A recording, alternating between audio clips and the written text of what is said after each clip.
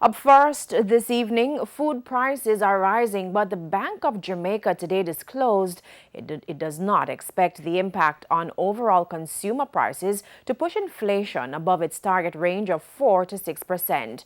BOJ Governor Richard Biles was speaking today at the first monetary policy news conference hosted by the newly autonomous central bank. Andrew Laidley reports.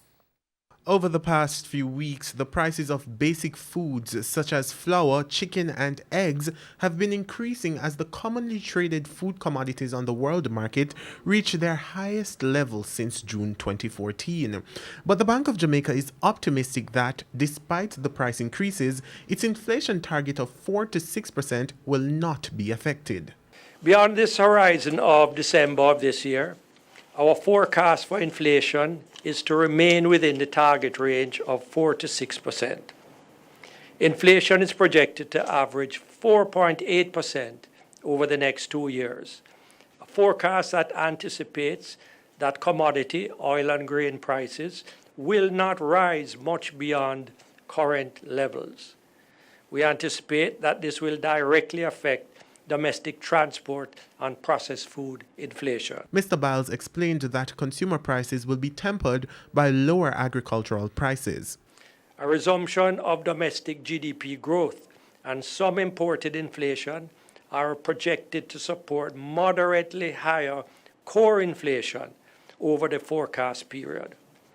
The outlook for core inflation also contemplates the effects of one-off adjustments in selected regulated prices. Still, Mr. Biles outlined the risks to the inflation target. The risks to inflation are, however, skewed upwards.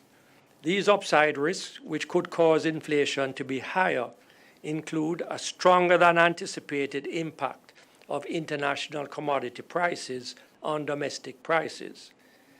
In the near term, lower than anticipated agriculture inflation in the June and September 21 quarters is a downside risk. The government has said it is looking at ways to cushion the effects of the increase in food prices on consumers. Agriculture Minister Floyd Green disclosed that meetings are taking place with various groups to discuss possible interventions. He says a presentation will be made at the next meeting of Cabinet. The price gains have been driven by supply shortfalls for some food commodities, especially corn and soybeans, and strong demand for feed commodities. Andrew Laidley, TVJ News.